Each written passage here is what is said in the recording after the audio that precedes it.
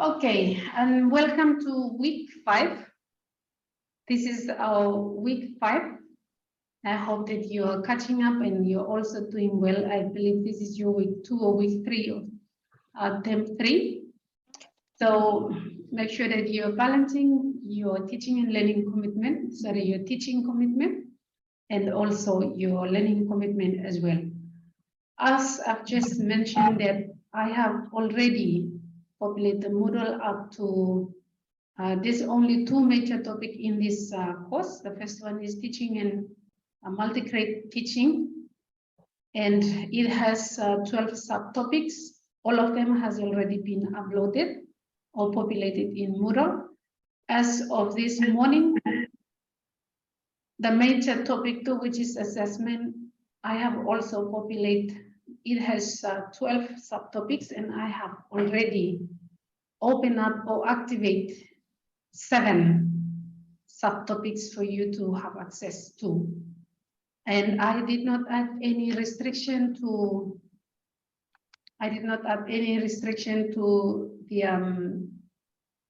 the content, meaning that you can access it anytime that you want to have access to it. But do not forget, just a reminder that this course will only run for 8 weeks.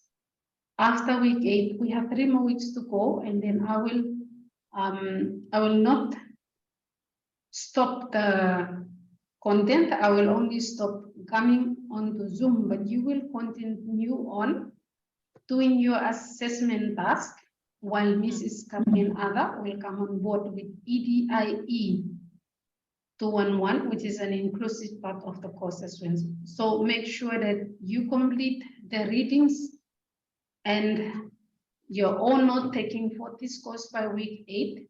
Your assessment can continue on until November, but it means that Madam Kathleen will take over with the Zoom sessions or with EDIE content. So those are our announcements this afternoon. My other announcements is that next week, if you please make time, because we will go through the assessment task next week, so that even though we are busy with other stuff, you know that you are supposed to be studying your assessment task. So I put them on hold so that once the admin confirm that these are the number of students enrolled in this course, then I will introduce them. So far, they've let us know that yes, this is the final enrollment list. There should be about 41 of you in this course during this semester. So please make sure that you keep up until you complete this semester successfully. Those of us, just a reminder to those of us who are private sponsor, make sure that every now and then, if you have some leftover in your budget, make sure that you're paying in your course so that you can continue on. Right, those are a few announcements that I would like to share with you before we jump on straight to our content this afternoon. So for this afternoon session, we are looking at major topic 2 assessment, which we have covered part of it in our session last week. And today we will have 4 different slides. The first one is we start off with the assessment, exams and assessment unit presentation for what is assessment in Vanuatu context, and then we will look at assessment principles, standards, and policies. Then we will look at assessment tools, and we will also end the session by looking at a sample of blueprint planning using outcome-based or the solo taxonomy. So please keep up, and at any time, feel free to interrupt me and say whatever you have. These are just reviews to what you already know, but I believe they can help you with what you are going through. So please indicate if you can see my screen. The first screen is exams and assessment unit. Can everyone see this? Yes. Yes. Okay, so if everyone can see, you can actually, the ones that we are going through today, you can access the same PowerPoint presentations and reading from major topic to assessment, subtopic A, subtopic B, C, D, E, F, and G. Anytime this week, you can access those seven subtopics, and then I will try my best to complete them by end of this week, so you can have access to all 12 before we start introducing our assessment task next week. Right, so first of all, as I've mentioned, we will be looking at what exactly is it that the exams and assessment unit cover, the body that governs or gives us the assessment that we are looking at.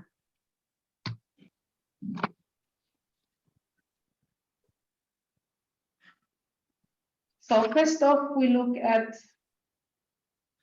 the legislation. So according to assessment system in Vanuatu, if you are looking at my screen, we're not really concerned about what's on the other side. We will be looking at why are we assessing in Vanuatu? What is the policies that talks about assessment in Vanuatu? So the Education Act of 2001 state that, if you can read this act, or law defines the function of the commission in exam relations, and also our Act of 2005 gives us the laws of, according to the laws of the Republic of Vanuatu, that we are also given and prescribed what are the rules or the policies governing assessment and evaluation.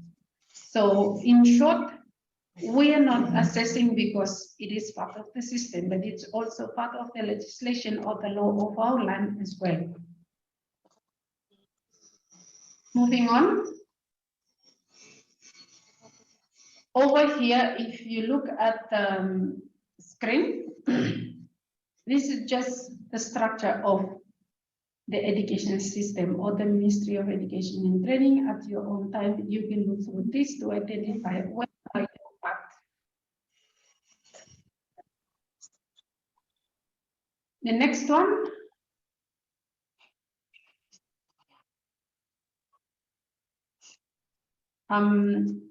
Adrian, if you have a child or someone is scribbling on your screen and sharing the screen, so it's appearing on my screen as well. Sorry, I'm sorry. But it's okay, just don't touch anything, because when you're scribbling on your screen, it's appearing on this screen here. Okay, okay, sorry.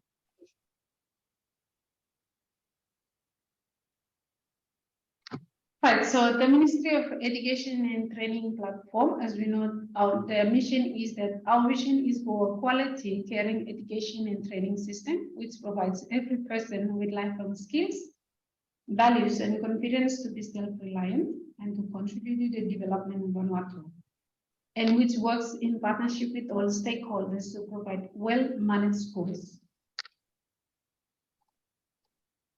And as we continue on to the mission, we're not really going to read all the mission. The ones that I would like us to look at this afternoon is the third, the fourth, and the fifth one. And we as teachers, we are accountable to make sure that we manage a well-managed and accountable education system, which focuses on building the human resources of Vanuatu, improving learning, living and working opportunities, and enabling young people to contribute to the productive sectors in both rural and urban areas. And we, as teachers, well-qualified and trained teachers and trainers cohort for all levels of education. Moving on, the strategic goals are: we must make sure that our teaching and learning enables access to increase equitable access to education and training for all people. We must make sure that we provide quality to improve the quality of education and training in Vanuatu, and management to improve and strengthen the management of the system of education in Vanuatu. So make sure that when you are teaching, you know that your goals is to make sure that education is accessible, there is quality in it, and that we can manage it. Moving on, what does all this have to do with assessment? We as teachers, maybe sometimes we forget that we are the one who are actually developing the human resources. And just a reminder that according to the NSTP, we are categorized under the society pillar. We have to make sure that every child, regardless of their gender, their location, education needs or circumstances, has access to the education system. And we must make sure that we build trust in the education system through improved performance management system, teacher training and reliable delivery of quality services, formalize early childhood care and education and lifelong learning education system, increase higher education opportunities, including technical and professional skills. Moving on, you can read this at your own time. How does the Ministry of Education and Training strategic pillars function? We have the key pillars, and then we have the outcome, we have the strategy, the program, and the key activities. Moving on, through this policy, or what we call the legislation, in 2015,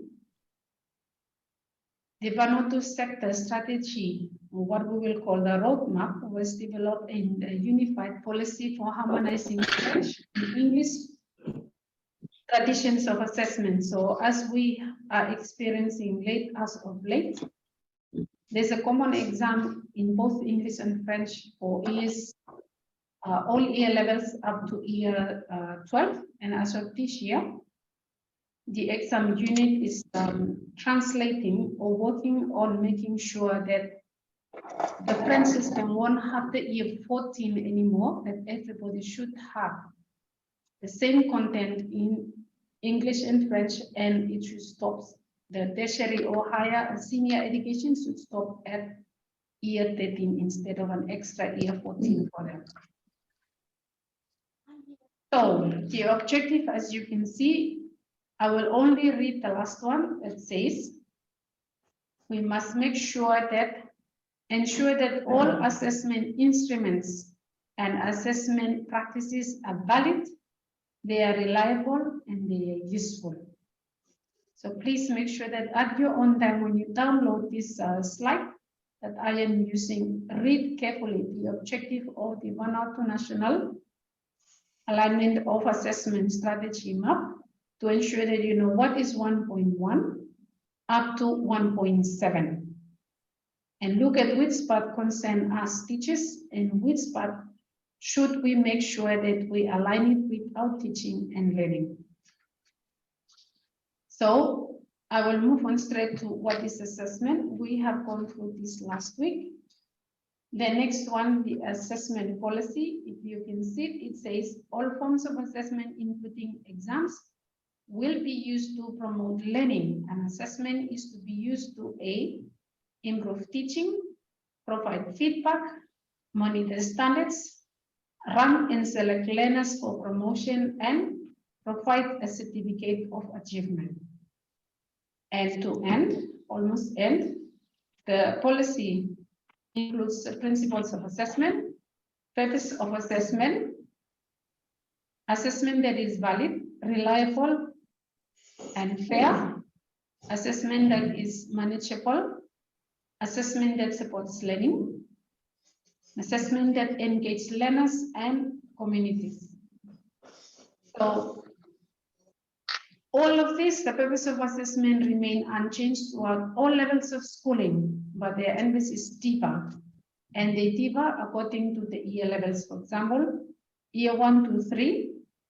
After year 1 to 3, what type of assessment do we normally have? Anyone? As a national assessment.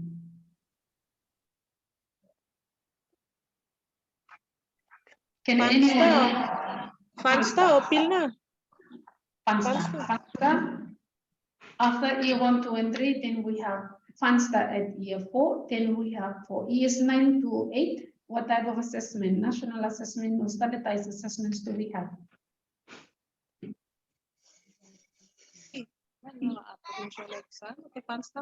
Provincial exam? Oh, no.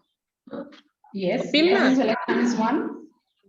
Pilna is one. We also Fansta? have Fansta as well. Yes. So we have Fansta at year 6, which is usually what has already been learned in year 4 and 5 and at the end of year 6. Then we have, before we usually have year 8 exams, now they're called provincial exams. And then we also have Pilna as well. And then we have a national exams for year 10, year 12, and year 13.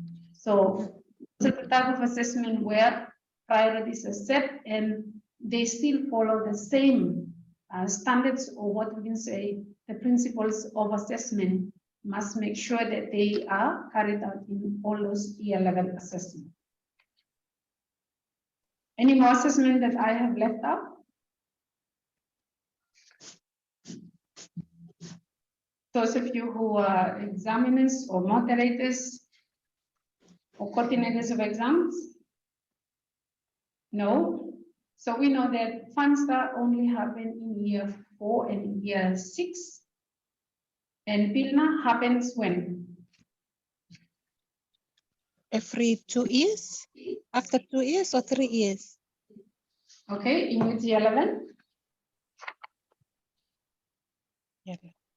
Year 4, 6, and 8. Pilna happens in year 4, 6, and 8. And which other countries participate in Pilna? The Pacific countries. The Pacific countries, and they will normally just test language and numeracy. Sorry? Literacy and numeracy. Literacy and numeracy. And what about Fansta? What does it test? Literacy and Literacy numeracy. and numeracy. Literacy and numeracy as well. Those of us who are listening, I hope that you're learning something out of this and you know your assessment parts of them. Anyway, otherwise, that brings us to the end of our first slide. Any question before I close this one and we move on to the next one?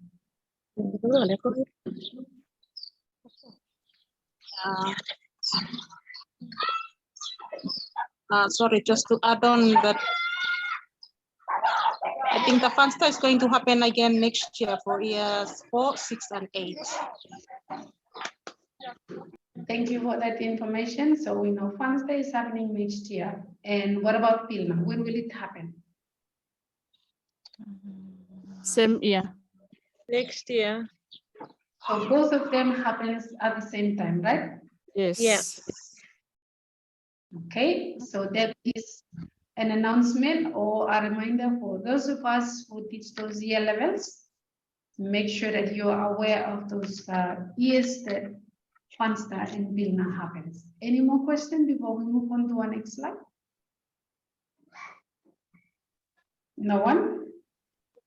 Maybe only some schools are selected for those days. Yes, that is true. There are only certain schools that they are selected to participate in Pilna. I think, and also Fansta. Yes. Only some schools. Only some schools are participating in Fansta. Yeah. Not every school. Yeah, No. both Fansta and Pilna. Pilna.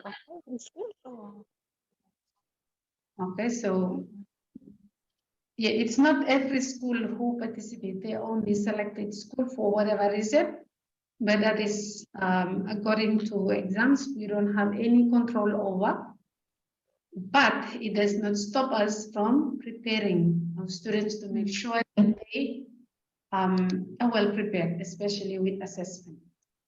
Are we good? Yes. Can you all see my other screen now? This is our second slide for the day. Yes. Right, so this afternoon we are moving on. I'm asking people who are talking if you can mute yourself so everyone can listen. Unmute yourself. Sorry, mute yourself.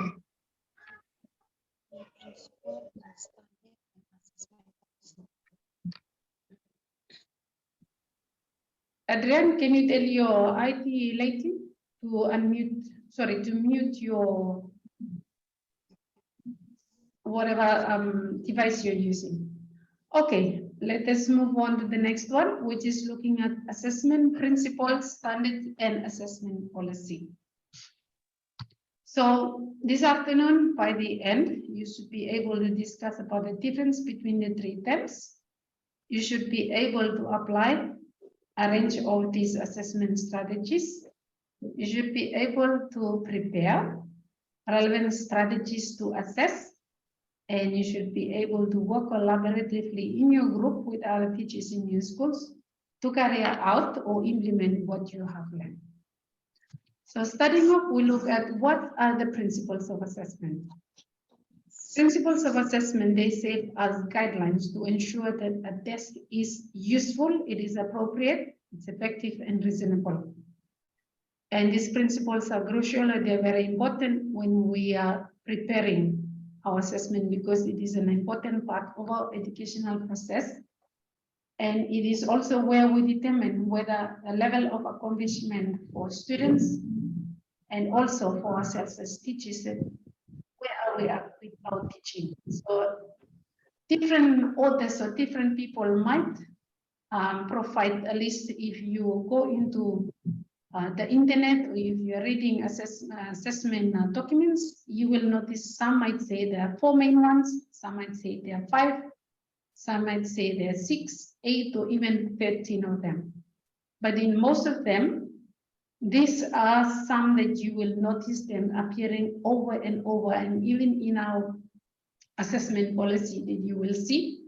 The first one is valid. First principle of assessment that they should be valid. They must be transparent, sufficient, reliable. It should be flexible, visible, fair, and efficient. So what are all these terms when it comes to assessment? First one is when we talk about an assessment being valid, we mean that the assessment design should measure what the learning outcomes stated or have been taught. In other words, we assess what is taught and nothing else. Second one, transparent. When we do our assessment task, we must make sure that the instructions given are clear and they align with the outcome. It means our task and instructions must be really clear, and the learners, they should know what it is to be assessed and reduced by them. Our expectations of our students must be really clear, so that when we give instructions that there should not be any talking during exams, we must make sure that our exam is transparent, the instructions are clear. Number 3, sufficient. The total of the assessment task in the component or in the content should measure all of the students, learners performing across a full range of situations and contexts specified in the learning outcomes. So when we are developing our assessment task, we must make sure that it covers the whole content. We're not only using multiple choices, we make sure that there are other methods being used. And also we're not only referring to, let's say, gender, specific gender, but we are using a balance of gender or different areas or situations. And that is what solution is about. Number 4, reliable. The same judgment is applied to assessment task. Marks allocated and learners in terms of marking and grading by assessors. Assessors here is referring to the person doing or carrying out the assessment, which is, for example, you are the one who are the assessors, because you are the one who developed the assessment according to your teaching. Also, can I ask this person again if you can just switch off your, can you mute yourself again? Somebody in the background.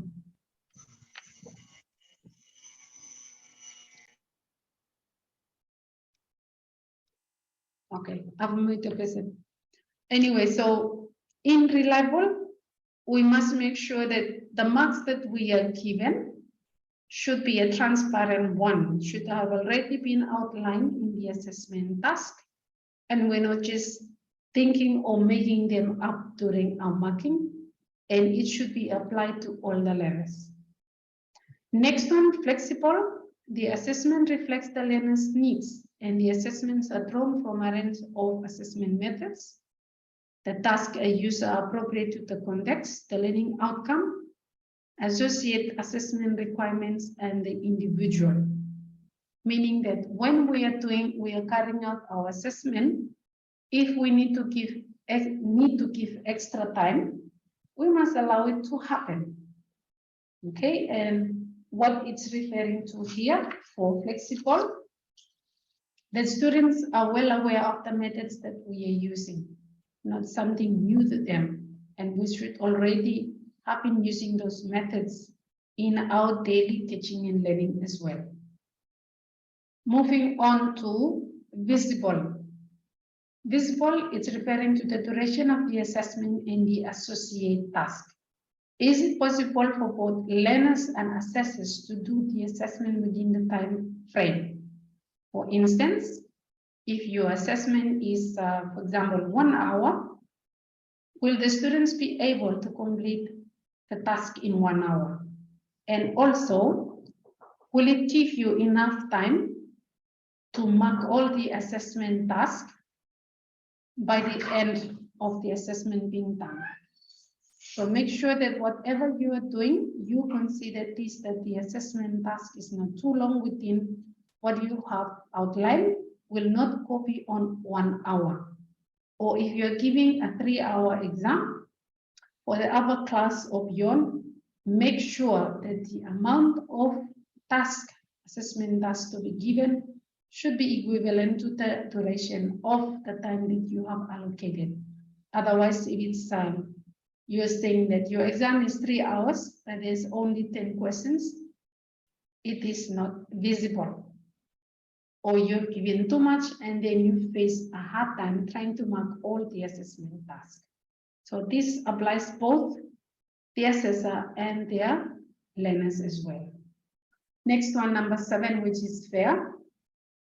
Assessment must avoid influence of unrelated matters being assessed. Okay, as you can see an example here, if you are supposed to make sure, it must not discriminate, for example, race, the gender, physical ability, and assessment method, and where appropriate, reasonable judgments are applied to take into account the individual learner's needs, for example, the special needs of a learner with disability. So when we are stating or we're giving a statement of instruction, we must be mindful of what race we are referring to, or gender, or physical ability. And also, we must consider that what we did not teach, we must not put it into our assessment. So that is what fair means here. There is one more that is not really appearing here, which is a vision. A vision and sufficient are not the same thing. Sufficient is enough, but a vision is to make sure that what we expect students to do, for example, if we expect them to write an essay, it is just enough for that particular year level and what we have already taught in class. We're not going to just go and say that today you're going to write an essay in the exam, but we have not teach them the skill. We have to make sure that the knowledge and skill that we expect in an assessment task must already be taught and developed by the students. Moving on, good assessment practice should include the following. First one, it's based upon clear learning intentions, plays an important part in classroom activities, is appropriate to the task, focus on learning process as well as learning outcome, allows for unexpected as well as intended outcomes, draws upon a wide range of evidence, meaning that the methods that we use are different, places achievement in context, indicates strengths and identifies weaknesses, involves the pupils of the students in reflection and review, informs about individual progress, tracks the performance of pupils over time, and trends in subject performances. So we're not just focusing on summative or end of each term, but we use it as an everyday teaching and learning. Assessment should be part of our teaching and learning. And also, letter H is really important, indicates the strength and also identifies the weaknesses, which we should teach to make sure that students are achieving not by grades, but also in class as well. So moving on to assessment policies. Assessment policies, they describe the approaches that are used by an institution, or in our case, schools, and it should be part of our quality management system, or it should be part of the school policy. And this is according to Education Policy Statement by the Ministry of Education in 2010, and it reads, current arrangements for the assessment of students will continue as we've already seen in year 10, 12, 13, and 14. And this task, the task force is for them to review, but it does not stop the school, other school levels or school-based, to make sure that our policies, it's not only about school rules, but should also include assessment as well. So how are assessment policies developed? There are several ways that we can look at this. Assessment policies are generally written and reviewed by the school management team in consultation with the teaching staff. And also, you can consult with education authorities, for example, the exam units, and even the School of Education. They can assist you to write up your assessment policies. In well-developed schools, some schools put the assessment policy on the school handbook or their website alongside the statutory information about that can be published. The second one is that the policy should cover all aspects of assessment practices in the school and identify the responsibilities of staff in relation to assessment. The assessment policy should also reflect any school targets relating to assessment issues and concerns about workload. In particular, the school leaders will want to ensure that the policy is not advocating or leading to excessive amounts of data collection of marking. So how are assessment policy developed? If you look at different documents, they may have different things, but these are the common headings that we will normally see in assessment policy. First one is aims of the assessment. How assessment will support teaching and learning or identification of children requiring additional support. The second point is a curriculum and assessment planning, from whole school to individual lessons. How do we incorporate assessment into our daily plan or weekly or term or yearly? Number three is target setting. What targets, if any, will be set? On how frequent will the assessment process happen? And how are they going to be monitored? Also, the next one is the types of assessment. This includes formative and summative. Assessment timetable, how often and when? Assessment of children with SEND. SEND stands for Special Education Needs and Disabilities. How and when will they be assessed along the normal children that we have under our care? Marking. Some schools choose to have a separate or more detailed marking policy. Next one is record keeping. How are we going to keep the records of the assessment? Reporting. How feedback will be given to the students and their parents, and how the information will be shared with other bodies. Who else can have access to the report? And the last one, roles and responsibilities, including the name of the person responsible for monitoring and reviewing the policy and how this will be done. Now, just so here that we should be careful when we are doing assessment in this goes to especially to those of us who are academic principals or principals of the school themselves. And just a reminder that when we are hiring school helpers, or what we normally call them untrained teachers, because they're not trained to assess, so they should not be carrying out assessment. The assessment must be designed, developed by a trained assessor or a trained teacher. Okay, so that's an example of how assessment policies can be developed at the school level in consultation, not by other people, by the teachers, because they are the assessors themselves. Next one, we look at the standards of the policies, the procedures of how do we carry out these assessment policies within our schools. Assessment standards refer to the procedural or guidelines and rules regarding the planning and implementation of internal, national, or international evaluation processes. So we've looked at the national level, but the question is, do our schools have assessment policies? And this is some ways that we can assist after this session or after this course. You can help your school to develop its assessment policy. So these are the normal standards that should appear alongside the assessment policy. 1, assessment must have its own planning. Number 2, the selections of assessment methods and the development of instruments or tools must also be outlined and mentioned as well. Number 3, conducting the assessment. And number 4, grading. There must be a common grading system for each school and not separate or different from one class to another. And the 5th one is providing information about assessment findings. Okay, don't forget that this is really important because the child you are assessing and grading will move on to another class. So make sure that there's a common or standard assessment planning. Rules, methods, conduction is the same, so that when they move on, you are following through with them as well. So assessment standards, they should cover, as we have seen, planning should be an integral part of school performance planning. So whenever we are planning our curriculum, we should include what to teach throughout the year. The assessment planning should be part of it as well. Number 2, assessment methods should comply with the aims and the context of the assessment. If it's a summative assessment, what are the aim of it? Is it for us to move from one topic to another? Or is it to pass students?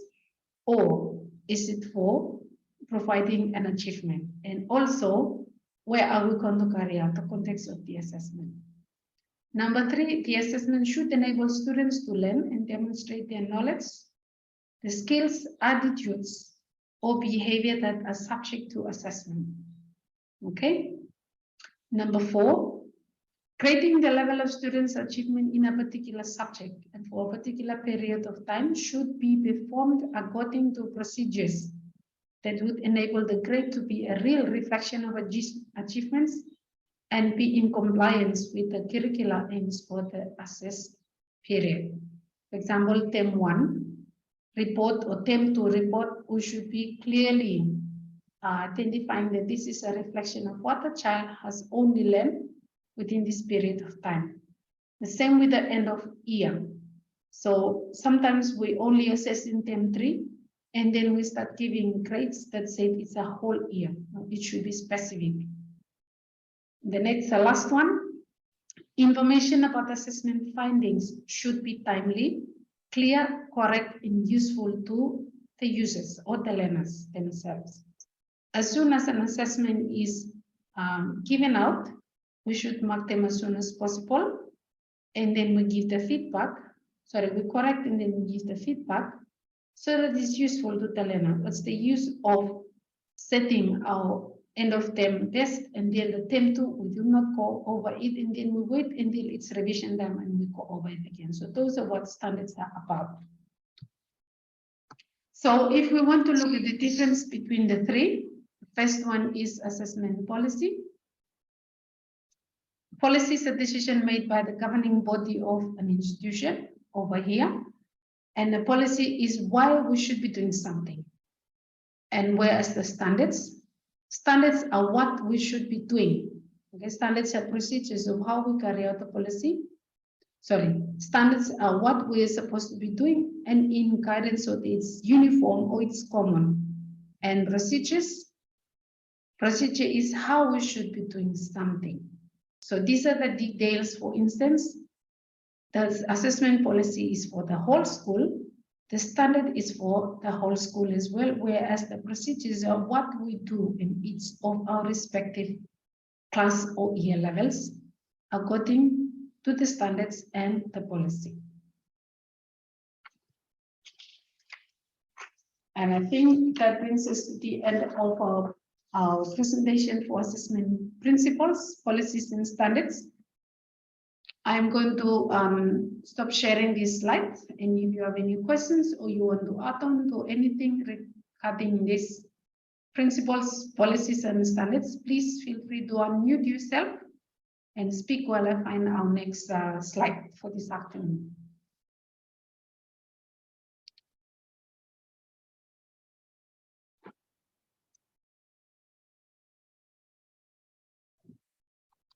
Anyone?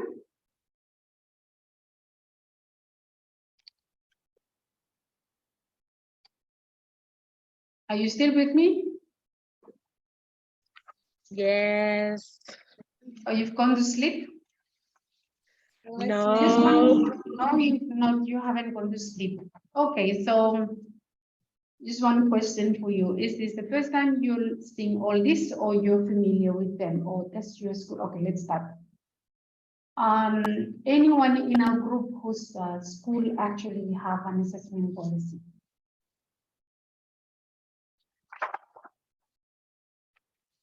Anyone? Can you repeat your question again? Does anyone in our group relate to us if their school have an assessment policy?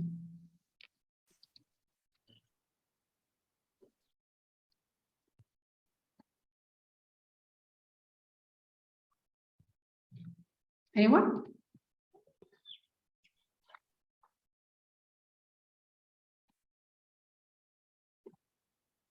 Ms. Effrel, thank you for this presentation. It's helpful. As for me, I have not seen any of these in the school I've been teaching in. Since I started teaching here, I've not seen any assessment policies till today. That's why I want to say thank you for this. It's very helpful. Thank you. You're welcome. Anyone else there whose school? Okay, let's just say that probably just about all of us that we currently studying our schools do not have any assessment policy, right? Yes, we do not have it. Okay. Yes. My challenge to you that it's about time you assist your school to develop one. Why is that we are saying this? Because we are facing a generation soon and very soon whose parents or even they themselves will start reporting us or taking us to court because of the marking system that we are using. Okay, we've had parents who has taken exams to court, or they ask their child to be reassessed, and what do they base on? Because they have assessment policies. We have a national assessment policy, whereas in our schools we do not have them. So what will we do if there comes a day that you said, okay, tomorrow or next week we're having our end of term test, and if the child said, I do not want to do the test, where are you going to stand and say that you must do this test? So it should be part of the policy, the school policy, so that the enrollment policy is there. You have your health policy, you have your attendance policy, and then you must also have your assessment policy. And also it's uniform, whatever the year 1 is doing, the year 7 and 8 are also following as well, because you have a policy, you have standards, and you have procedures. When it's assessment week, we know that we should be doing this, okay? And this is how we should be marking, and this is how we should be grading, and this is when we conduct a common parent interview, for example. What exactly are we reporting back to these parents? Are we doing it the right way? Or how exactly should we be doing it? So when we have this in place, they give us a room and a place to stand on that, yes. And also, if a parent or a child asks to receive an assessment task again, it gives you room that yes, it allows this in the policy that yes, this you can appeal your mark and you can also do the assessment again.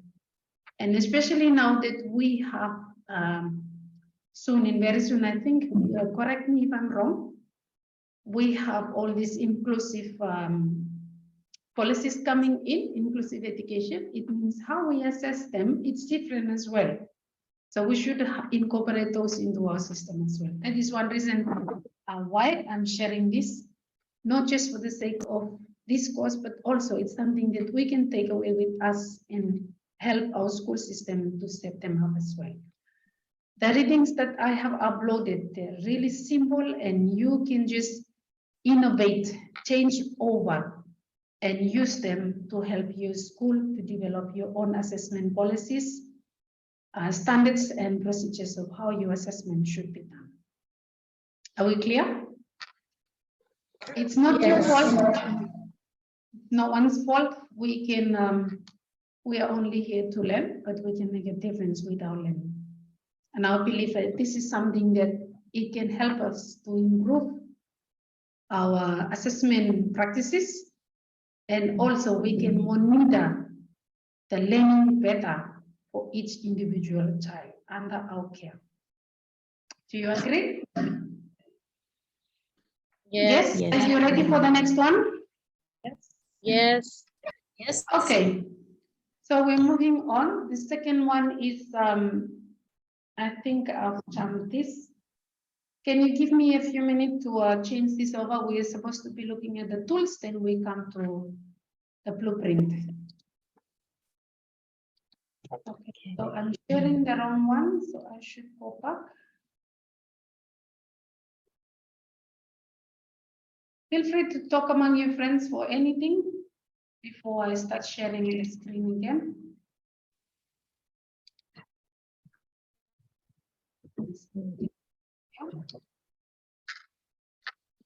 Any question? Can you all see my screen? Yes? Yes. Okay, so our third one is assessment tools. We're going to go through this. Then we'll go through the blueprint planning. Assessment tools. Right, well, it's the same learning outcomes, so they are not necessarily important, but what I would like to share with you is what are assessment tools? So we've talked about principles, standards, and policies, and now we're looking at tools.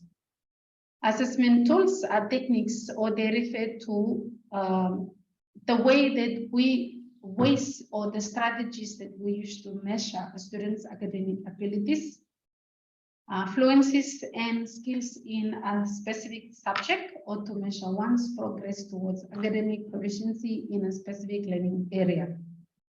Also, when we talk about tools, we also have methods. Assessment methods, they differ based on context and purpose. For example, personality tests, we can use them to make sure that we discover characters, whereas financial assessment measures how much you know about concepts about saving and investment. And regardless of the context, all the assessment tools depend on a set of well thought out questions to gather insights and arrive at informed conclusions about interpreting those insights. So characteristics of an assessment tool, they more or less follow the assessment principles. For example, number one, reliability. The right assessment tool produces the same results over time. Number two, validity. Okay, what we are testing is what we have already taught, and it should measure what it was intended to measure. Number three, equitable. It does not favor. So over here we can refer to equitable as fairness or flexible. Number four, it must come from a standardization of testing or the procedures or rules about assessment. And other characteristics of assessment tool will also include good assessment tools should provide a window for high quality feedback. They give us an opportunity for the feedbacks that we are going to provide to students and their parents.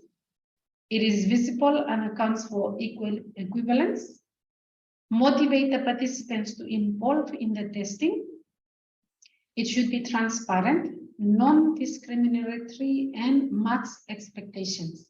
What are the expectations for the year level according to the intended or the long-term learning outcomes? So types of assessment that we talk about, they can be formal and informal. They can also include formative and summative. So when we categorize assessment, now that you're thinking about it, we have them into methodology and what tools are we going to use when it comes to what exactly are these. So assessment method can be defined as the strategy. For example, it can be written, or is it going to be a practical? Is it going to be formative or summative? So that's an assessment method. Whereas the tools, they can be in the form of, for example, if it's a written assessment, then maybe it's an essay. They are short answers, or they are open-ended questions. When we say practical, they can include hands-on stuff, or it can be an interview.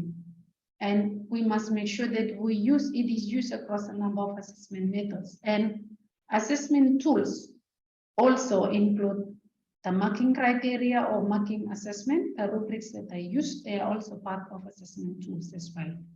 So in our examples that we can refer to in the classroom, for example, I am going to conduct a summative test as an end-of-term test.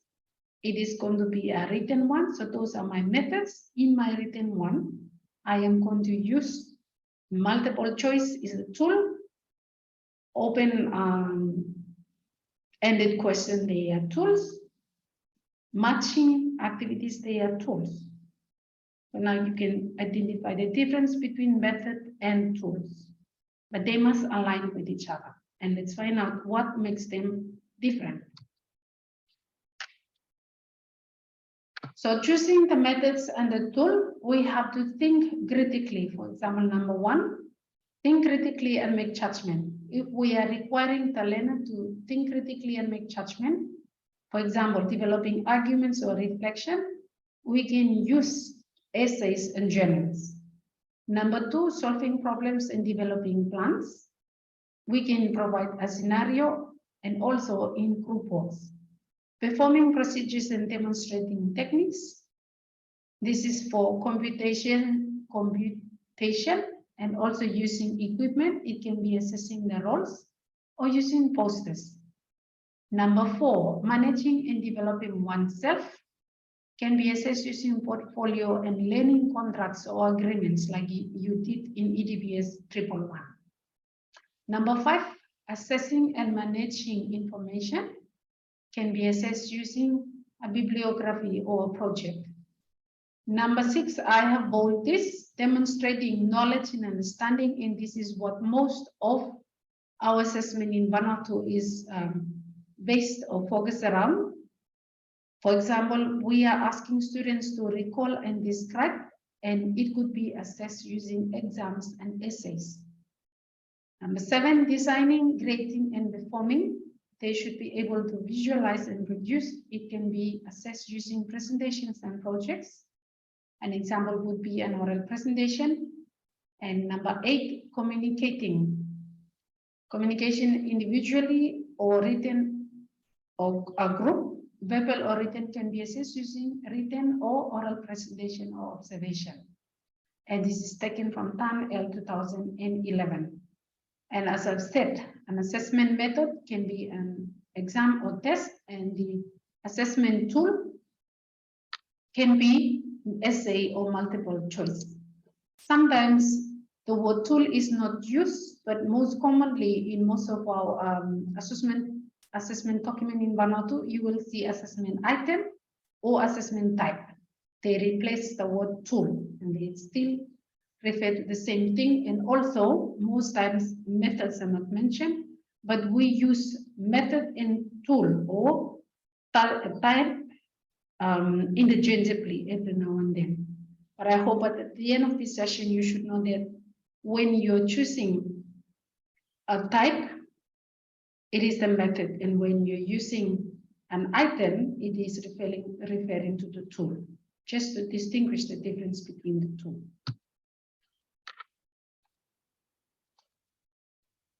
So how can we make sure that we know which tool or which type of item, assessment item we can use? Now, most of us are familiar with Bloom's, and probably some of us or most of us are familiar with Solo as well. And I am just bringing you in the perspective so that you understand the two. As we know in Bloom's, the lowest level is remembered, then we have understand and apply. They are the low order of thinking or learning, whereas the higher order is analyze, evaluate, and grade. Now, we are looking at Solo taxonomy because the new curriculum is based on the Solo taxonomy, but it does not stop us from using Bloom's as well. So in the Solo taxonomy, on my right side, your left side, at the lowest, you have pre-structural, meaning that you have no idea of what is supposed to be taught or you are not achieving anything. We have unistructural, which is aligned with remember, multi-structural, which is aligned with understand, relational, which is aligned with apply and analyze.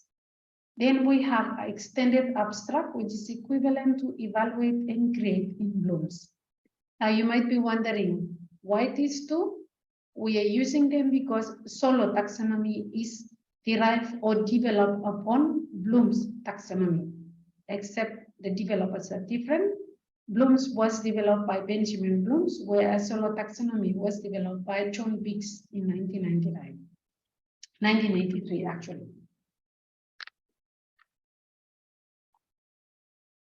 So, moving on, common assessment tools in education. We can use assessment map, we can use assessment matrix, an assessment blueprint, an assessment task, marks and weighting, the rubric or the marking criteria and sample answers, the duration of the assessment, and also reporting. So these are common assessment tools used in education. Most times, maybe we do not have the map or the matrix, but we do have blueprint and the details and also the marks and the duration of the assessment and the reporting. Let's look at what all this is about.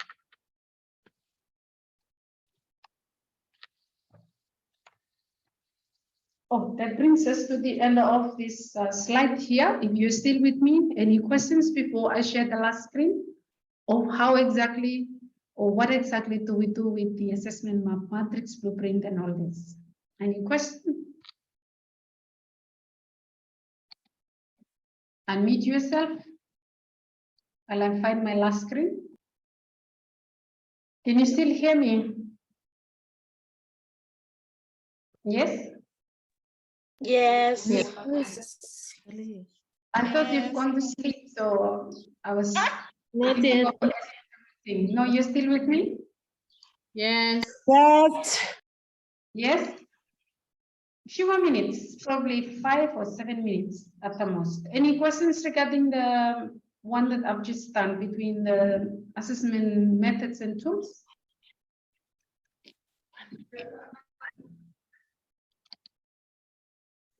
Or no one want to, we're all clear?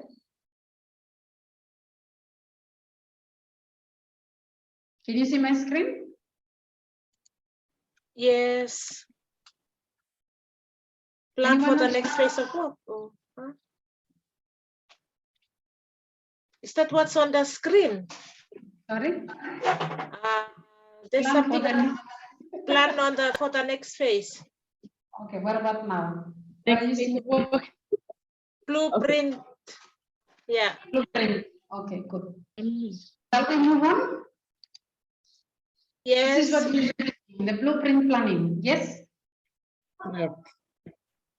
Yes. Okay, let's move on.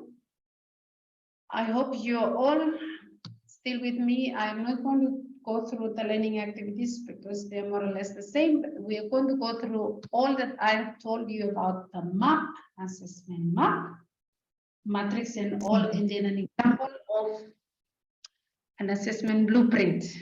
These are not new to you, so bear with me. They might not be exactly what you are doing. So in an assessment map, it should be the outline of the topic, your learning outcomes, and the level of thinking. So in your assessment map, what you should have is your strand, your substrand, your learning outcomes or indicators, and also you should have either Bloom's or you should have the solo taxonomy.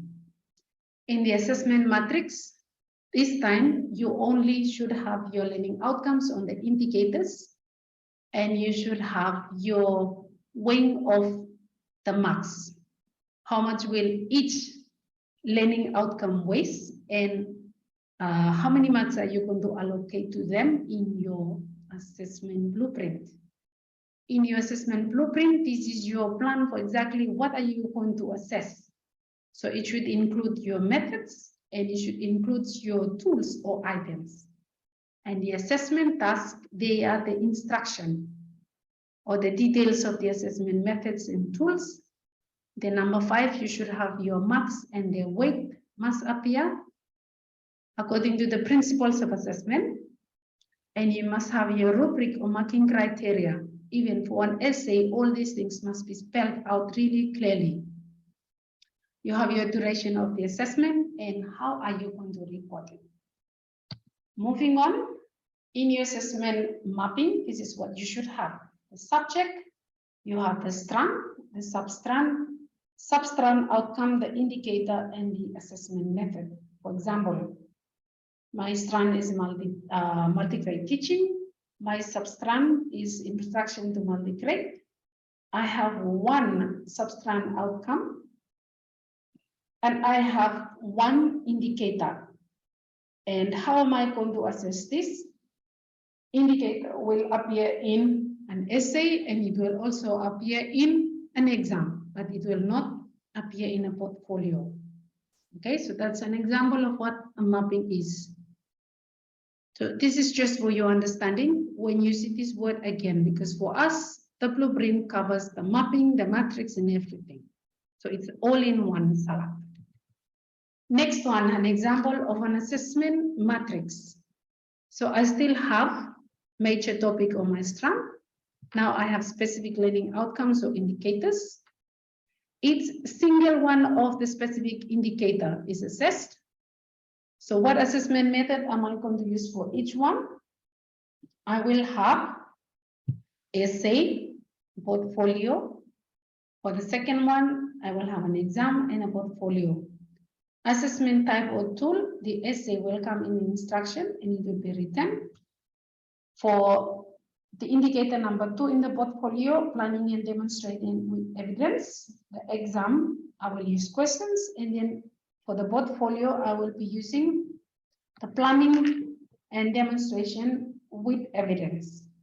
Raw marks is also identified, and also the weighing out of 100% also appears here. So that is an example of an assessment matrix. Now, assessment blueprint. This is a sample that I have prepared using Year 2 Science, and I will only be using one strand. So I will call it strand summative assessment blueprint using the solo taxonomy. So I'm not going to go through all this, but you will normally have your strand, your substrand, indicator of what in the School of Education we are referred to, or in high school, there are specific learning outcomes. Where do we get this? They are the ones that are taught in a lesson, and they should be in your lessons. Now, this is a difference from what we normally do, and I've seen that we only count the number of lessons. But in this case, we need to count the number of learning outcomes that we have actually taught, and we must bring them over. The U stands for unistructural, M for multi-structural, R for relational, EA for extended abstract, just like we normally do for the Bloom's taxonomy. But for us, for some reasons, we only use remember, understand, and apply. But if you're using the Bloom's taxonomy, make sure that you bring in all the 6 levels into your blueprint. Then you have the total indicator, the item type, and then you have your marks and you have the duration. Your duration should be allocated according to the amount of time which the task requires. It's not calculated out of the blue. So here's an example. I hope you're looking at my screen. The strand is living things and the environment.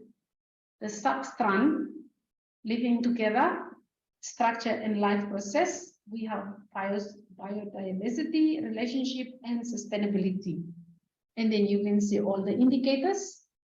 Now I've moved on to the unistructural, multistructural, relational, and the extended abstract. How do I know that I should be placing number 1 or I should be placing them there? This is according to these active verbs: grow, identify, measure, throw, group, throw, make, discuss, identify. Where did I get all of this? Remember the pyramid for the Bloom's and the Solo taxonomy. This is where we get this from, and they give us the levels of where we should be placing them under uni, multistructural, relational, or extended abstract. And then the assessment type. Now in my meta blueprint, I decide I am going to use the indicator number 1. It could go into a portfolio, or if it's a written one, I'm going to, my question will be formulated: arrangement of different stages of plant growth in order to test grow some plants from seeds and observe them daily. It is worth 2 marks, and because I am asking them to arrange the different stages of plant growth, I know it will take some time, so the allocation is, it will take them about 4 minutes to attend this assessment task. Next one, it's a matching. They are going to match young animals or whatever. There probably I will give at least 3 or 4 different animals, so it will be out of 3 marks, and you should give them about 6 minutes to attend to this. Next one, for measure and record their own height monthly. I'm going to use a multiple choice of different units of measurement. It should take them probably about 2 minutes to identify the correct measurement. Then I'm going to use kilometer, probably centimeter or meter, and it's only worth 1 mark. So because you are experienced teachers, I respect your experience. You can go through this at your own time because I have uploaded the exact same thing that you see on the screen. What I want you to know is the end one. So at the end, when you have looked at all these indicators or your learning outcome, you find the total that we normally do. So over here, we only have 9 learning outcomes, but the mark is out of 22. The exact time that you should spend is about 44 minutes, but we want reading time, and this is year 2. So I extended to 16 minutes. So 44 minutes plus 16 minutes is equal to about 1 hour of the exam. And these are my weighing for each of the learning outcomes that we are supposed to be testing. So that is an example of how we should be developing our assessment blueprint, not on the number of lessons, but it depends on the number of indicators, or what we will call the specific learning outcomes that we have actually taught. So this is why it's important that when we are planning our lessons, you must make note and take note of which learning outcomes are you using from which strand or substrand. And to end this session, after the blueprint development, we must make sure that the layout of each item or the task instructions are clear. The marks allocated must be indicated and included. The duration is made known, and reminder for students with special educational needs, they should be extended or given extra time or a scriber. How long will marking process takes place? If there's a need that we have to, we must make sure that we have a plan B assessment in place, so that if there are students that we feel they should have done better in plan A assessment, but they did not really perform, do not go and use the same assessment questions again. You must redesign the assessment task before you give it for them to do it the second time around. And that is where the assessment policy comes in. So to end, after you've written your blueprint, you must make sure that you do a checklist with the principles of assessment. Ask yourself, is my assessment plan valid? Did I test what that I have actually taught? Is it transparent? Are my instructions clear? Is it enough questions? Is it too long? Is it too short? Do I need to remove some items? Am I over assessing, meaning that I am producing, asking the same questions a lot of time? Am I overusing multiple choice? Am I overusing essays? Is it reliable? Is it flexible? Is it visible? Is it fair for all the students in my class? Is it efficient? And we must take note that any assessment that we carry out in class should incorporate all these principles of assessment. And that brings us to the end of our presentation for this afternoon. I am going to stop here. If you have any questions or any comment or add-on, please do so. Thank you so much for your attention.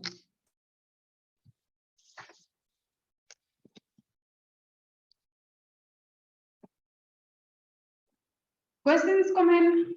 Unmute yourself, otherwise we've come to the end of our presentation for this afternoon. Thank you, Mrs. Okay, someone is talking first. Go ahead, Thelma. You have our attention. No one is talking except you. Okay, thank you, Mrs. Morris, for the presentation on blueprint. I have one question, one query. I want you to clear up something. I understand that for blueprint, we only do blueprint for summative assessment. Is that right? Yes. But we have our principal asked us to do formative blueprint for formative assessment as well. How do we do that? Are we supposed to do blueprint for formative as well? Formative assessment? Can you clear that one? Today we only look at the blueprint for a summative assessment because you're familiar with it.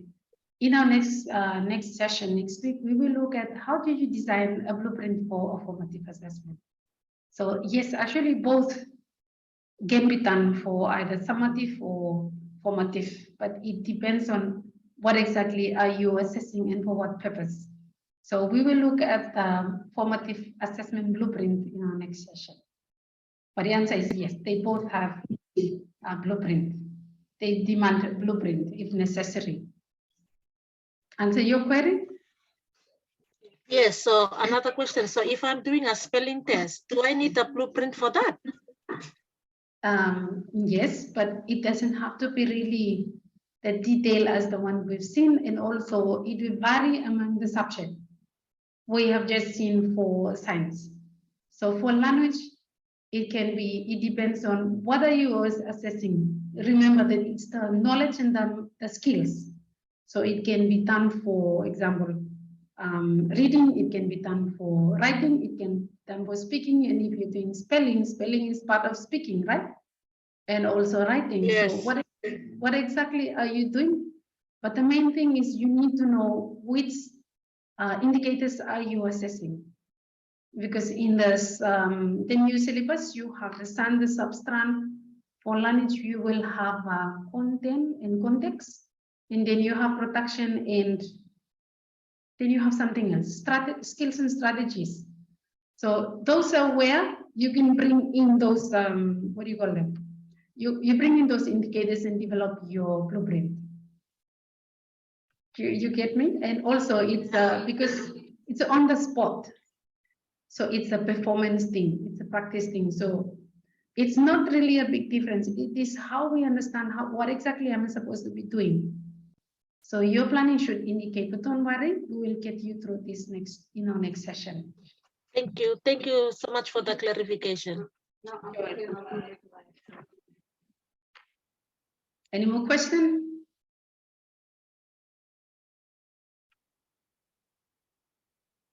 Anyone has done blueprint based on solo taxonomy that it's different from what we had this afternoon? Either in your class or in a workshop run by other experts in assessments?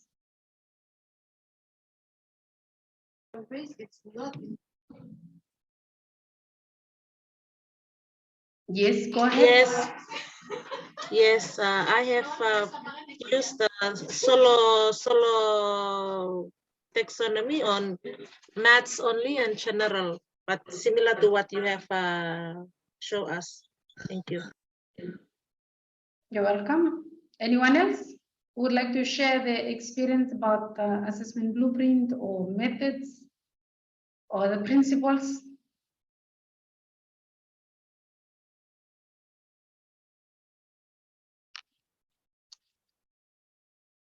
Caroline, Daniel, it's just the ladies talking. What about the men? Samson, Carrier, Daniel from Central and Daniel from North Epate. Share some of your assessment planning and experiences. I'm not here to say that what we are doing is wrong. I am just sharing or keeping up with what we should be doing. So please do not feel that, oh, I am doing the wrong thing. What you're doing is okay as long as you are assessing and you use your assessment to inform your students' learning and also your teaching as well. Any last comment from anyone?